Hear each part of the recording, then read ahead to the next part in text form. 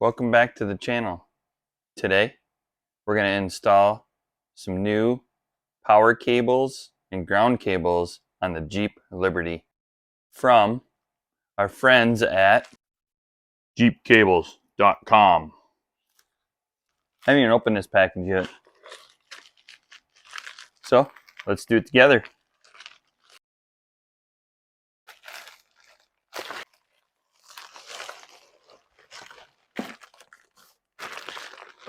It's for the KJ.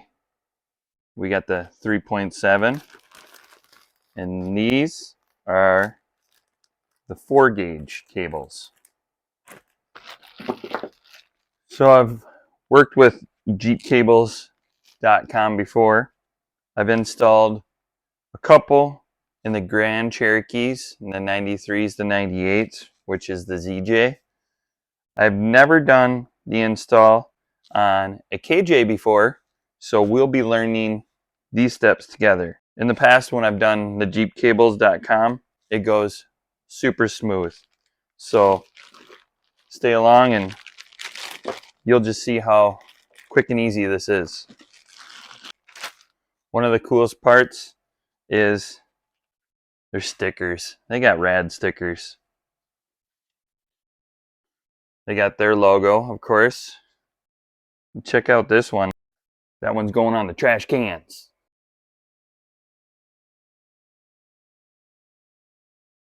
Now that we have the Jeep cables unpackaged, let's do the install. First, you should always roll down your window on your vehicle before you remove the battery, just in case you get locked out. Now, we'll go in and take our 10mm wrench and we'll go in to the engine bay and remove the battery. We'll remove the positive side, we'll remove the negative side, and then we'll take another 10mm socket and extension and loosen the bolt that ties down the battery and remove the battery. All right, let's start ripping those old cables out of the engine bay of the Liberty.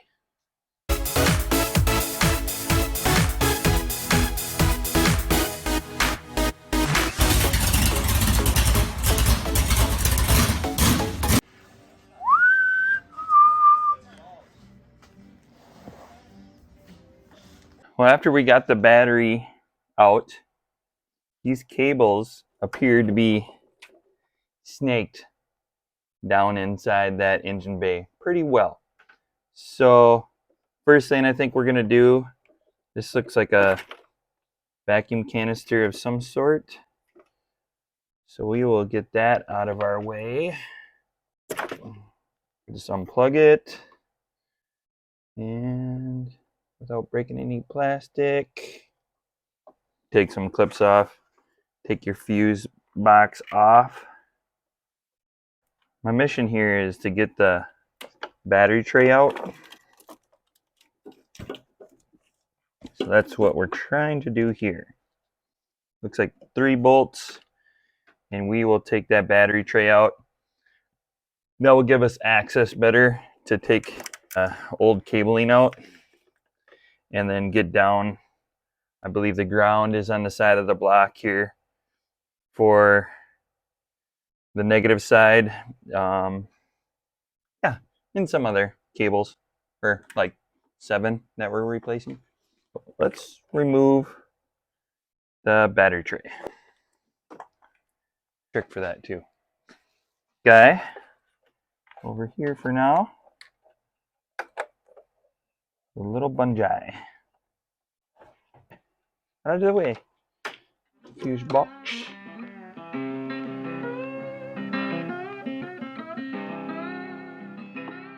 Well, we got the battery tray out now. This part doesn't look like it's going to be too much fun. We're going to take the plastic cable covers off, these wire looms, and we are going to see stuff's brittle and they'll want to cut you. We got to figure out where this green cable comes from. Looks like it goes to the fuse box here. The one cable to the block, the engine block. Looks like it's right underneath the manifold. And it is greasy under there. I think my power steering pump is leaking a little. So let's take all this tape and plastic covering off and see what we got.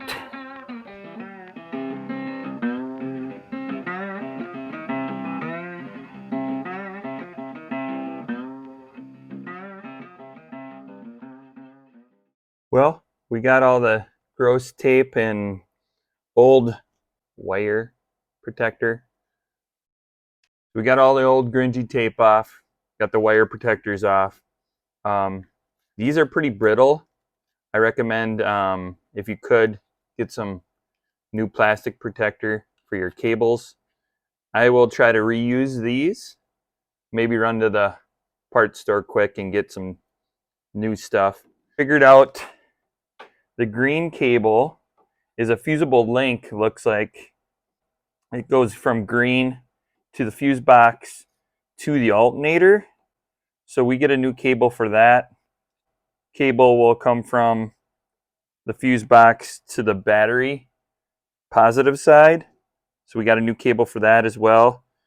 The rest of it, we got a new cable that will go from the negative to the firewall.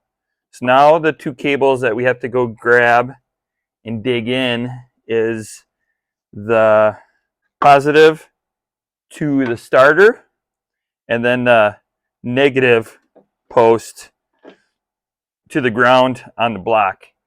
And that looks like we're gonna have to jack the Jeep up and get underneath and get all greasy and grimy and pull those cables. So let's get the jack stands, and get the Jeep up in the air.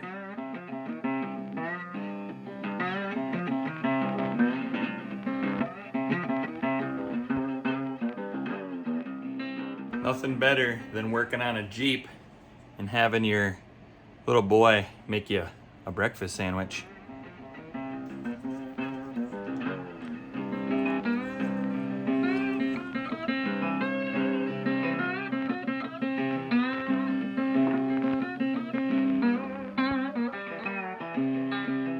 Took the bottom valance off. Wow, that's a pain in the butt. Those aluminum rivets that hold this bottom valance on, they're a pain to get off. I don't know if you necessarily have to take this off. It just looks like I'm gonna have an easier access by taking this valance off to get to that ground cable. It appears that it's right by oil filter. So we gotta kind of snake our hand back in there and try to remove that. I'm not gonna put this back on because I'm removing the front plastic bumper anyways. But you got a bit easier way to take those aluminum rivets off? Comment below so everyone else knows how.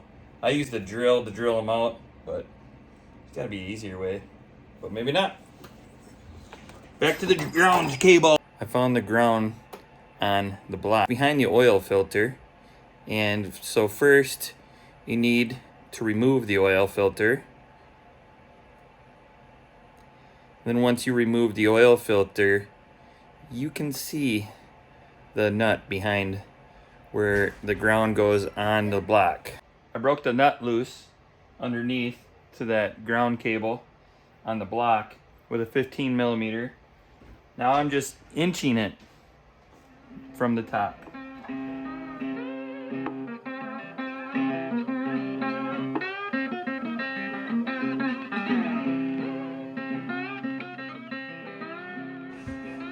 Aha! That might be one of the worst nuts I've taken off in a long time. That thing was impossible to get to. You could see it, but you couldn't touch it. Go gadget, greasy hands. Moving on to the positive side of things. We are on the underside and we are trying to get to the positive cable on the starter. First, we removed this wheel and tire off the driver's side to help us get under there a little bit easier since we get the jack stands. And we removed, it's hard for me to show you. I will try to get you under here. It's fairly tight and dark, but I will show you. I removed a heat shield, or I kind of just took one bolt off, 10 millimeter, and now I can access that power cable. We'll remove that from the starter, and we will snake it back through. It's on a wire loom, so we will remove it all together with that ground cable as well. I'll get you up in there. You see if you can see what I see there. The power cable, the positive cable is right there in the starter. So we'll remove that cable and then pull it all together through the top. We got the ground cable pulled through, the negative cable, I should say, pulled through. Got the from the starter pulled through. Took the ground off the fender. Took the positive off the alternator. Now we are going to unbungee.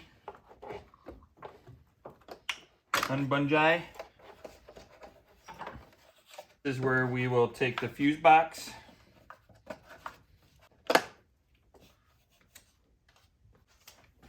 So now we'll take the two positive cables off fuse box, and we will hack that off and put that plate back on with the alternator, with the new alternator cable.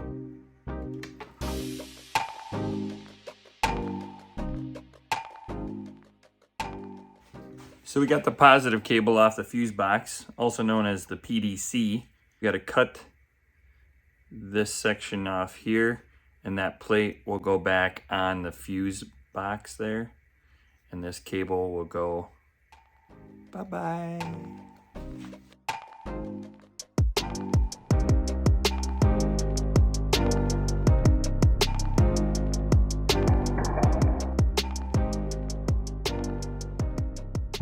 Well, I got some exciting news. Well, for me at least. There's an O'Reilly in town now, so we'll run up there and get some of that wire conduit, that wire guard stuff, and we'll have to get a new oil filter since we had to take that oil filter off. We'll go to the new O'Reilly.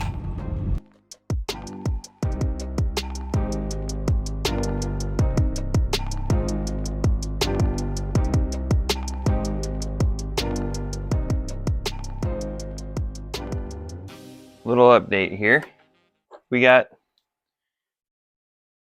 the wire conduit, the wire protection over the starter cable. I went and put a little 90 on there. The cable that came off the starter had a 90, so I just tapped and bent that 90 cable that goes on the starter on the top side of it. Feed that down through.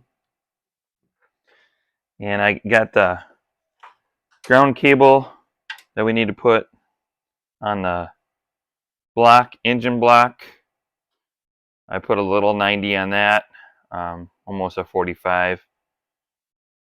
Just dreading to do that one. That's probably one of the worst bolts I've ever taken off in my life.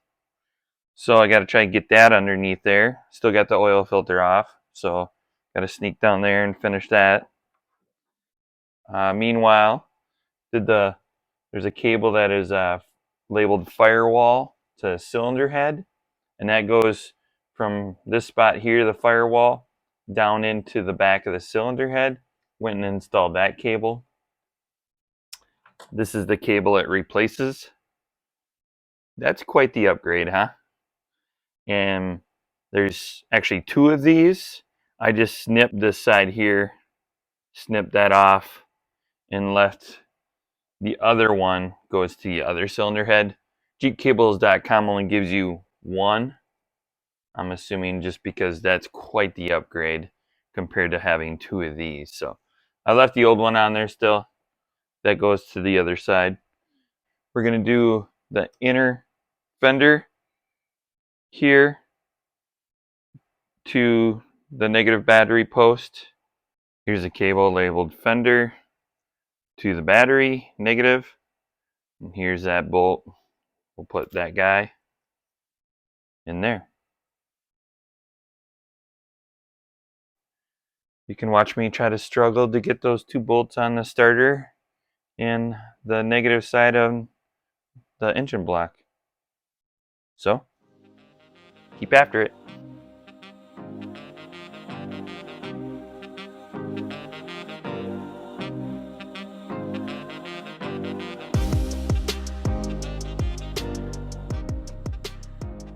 Getting that negative cable tightened to the block, routing the positive cable to the starter. Peekaboo! And putting some wire looms on. It's kind of a tedious job. I put that negative cable back on the block. You know, I bent it at a 45. After putting the nut on and massaging it, it's probably more like a 30-degree bend, but the bend is nice to have. It kind of routes it upside the engine block a little bit better. Installed the oil filter, and then we went on to the positive side and got the positive cable, and I'm glad I bent that at a 90 and put that positive cable back onto the starter along with that other wire for the solenoid. Now we're on the top side. I put it's not tight, but I just put the terminal for the negative side. Make sure you notice there's a N for negative and a P for positive cable, and remember to do the negative positive, and then that they're tapered. The bigger end goes on the bottom of that battery post. You know, it's the little things we usually skip over and forget. But now we got to work on the positive side. We might be where we can put that battery tray back in and put the fuse box back in its home, because we need to find a home for this fuse. This fuse, it goes between your alternator and your fuse box. This is usually a difficult place to find a home for this because there's no instructions. It's kind of just based on preference. So the cable from the alternator, it's labeled alternator, so we'll just stick that up there and we'll route that through. So that will usually determine where the home for this fuse will be because of your length.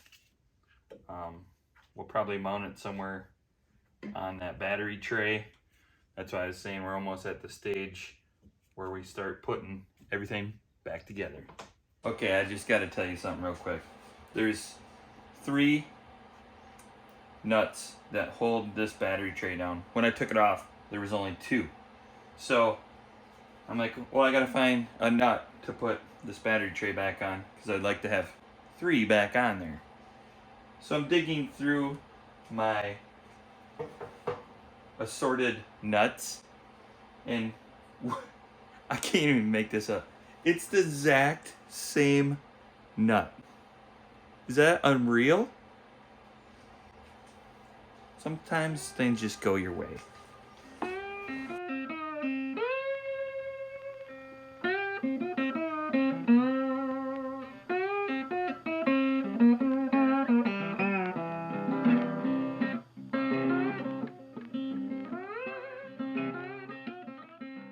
Well, I think I found the perfect spot for this fuse holder. I'm guessing this is like the evap system, this little canister deal. It sits right here, and there was 2 little holes with little broken zip ties that held the tubing on there, I'm assuming. But check this out. So if I just pull that out, put it out of the way, grab this little fuse holder and set it right there, the 2 holes almost line up exactly. So, and I hooked up the PDC cables for the fuse box. I just cut out a little section here so both of these cables fit in there. The plate right there, these are still loose. The plate right there is what we cut earlier. I just sandwiched it on top. And this is really brittle, by the way, so I just side cutters snip that out. And so now these cables fit through here. The problem is, I was saying the alternator cable to the fuse has some good length to it, so you could probably put the fuse holder somewhere over here, here.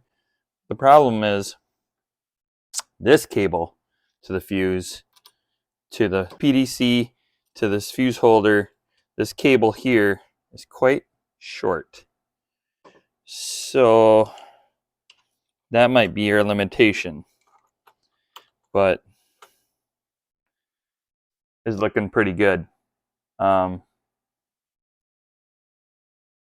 I think that's going to be the plan. This will hook here, alternator 1 down in through here, and then this evap has a holder here. I think if we just not put it down all the way and maybe cinch it down. So that's the plan. We'll do that.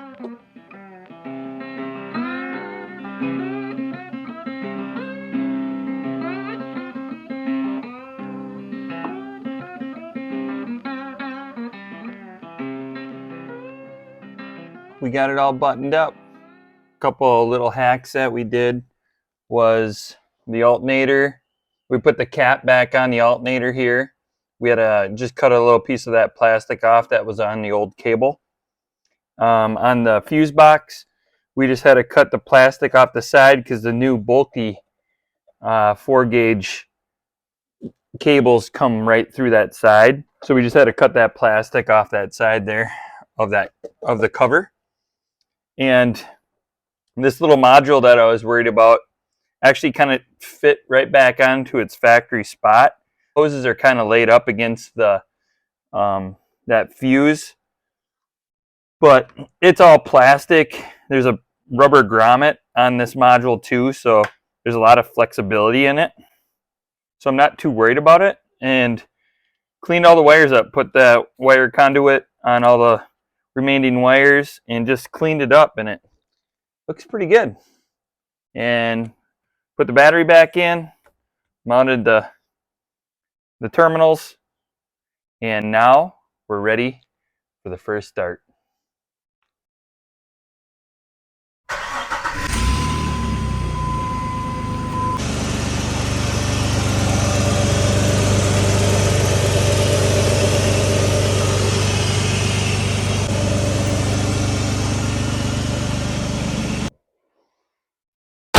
That's a wrap on this video.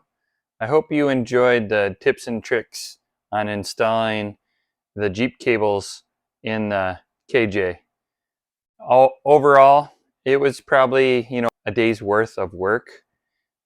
To get to some of those bolts were kind of unbearable, but we got it done. I think I'll enjoy the upgrade, especially on the negative side of the cables. It is quite the upgrade. We went with the 4-gauge. There's also a 2-gauge. I recommend if you run a winch and you're gonna run a bunch of lights, or even if you're gonna run like an audio system along with all that stuff, I'd probably go with the 0-gauge. On this little Liberty, I just plan on maybe putting a winch on it, and probably not that many lights or no audio system. Hope you enjoyed the video. As always, thanks for watching, and until next time. Jack it up. Can you jack? Yeah? Where are you going? Okay.